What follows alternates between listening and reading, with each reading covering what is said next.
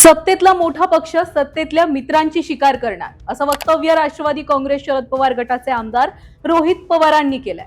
पुढच्या महिन्याच्या शेवटपर्यंत शिकार केली जाणार असल्याचंही त्यांनी ट्विट करत म्हटलंय। त्यामुळे रोहित पवार यांच्या या विधानानंतर चर्चा तर होणार, टीका सुद्धा केली जाणार, हे सगळं ठरलेलं होतं।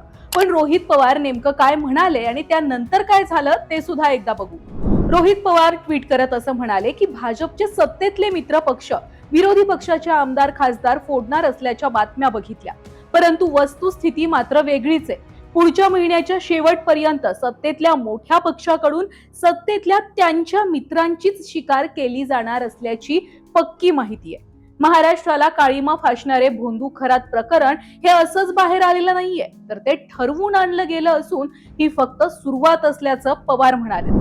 थोडक्यात रोहित पवार यांचा रोख शिवसेना शिंदे गटाकडे होता आणि त्यामुळे रोहित पवार यांच्या टीकेला श्रीकांत शिंदे यांनी लगेचच प्रत्युत्तर सुद्धा दिलंय। श्रीकांत शिंदे यांनी रोहित पवारांच्या टीकेला उत्तर देताना असं म्हटलंय की प्रत्येक पक्ष आपली ताकद वाढवण्यासाठी काम करत असतो। आम्ही सुद्धा आमच्या पक्षाच्या संघटनेवर लक्ष केंद्रित केलंय। बैठका घेऊन आम्ही कार्यकर्त्यांशी संवाद साधतोय। त्यांनी पुढे असंही म्हटलंय की शिवसेनेमध्ये संघटन बळकट करण्यासाठी नियोजनबद्ध काम सुरू आहे आणि त्यासाठी अशा बैठका सातत्यानं घेतल्या जाणार आहेत। विरोधकांनी आमच्या बाबत चिंता करण्यापेक्षा त्यांनी त्यांच्या पक्षामध्ये काय चाललंय ते सुद्धा पाहावं, असं म्हणत रोहित पवार यांना अप्रत्यक्षपणे शाब्दिक टोलात जणू काही श्रीकांत शिंदेंनी लगावलाय।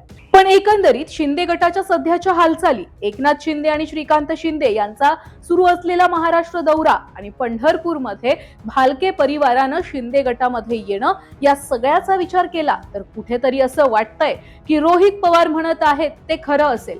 शिंदे गटामध्ये इनकमिंग व्हायला सुरुवात तर झालीये, आता हळूहळू हे इनकमिंग सत्तेतल्याच दुसऱ्या पक्षामधून तर होणार नाही ना, असं सुद्धा म्हटलं जात आहे। बरं, त्यातल्या त्यात शिंदे गट आता पश्चिम महाराष्ट्र ताब्यात घेण्याच्या तयारीत आहे, अशा सुद्धा चर्चा सुरू आहेत। त्याच्यामुळे शिंदे गट आता भविष्यामध्ये नेमकं काय करणार हे पाहणं सध्या महत्वाचं आहे।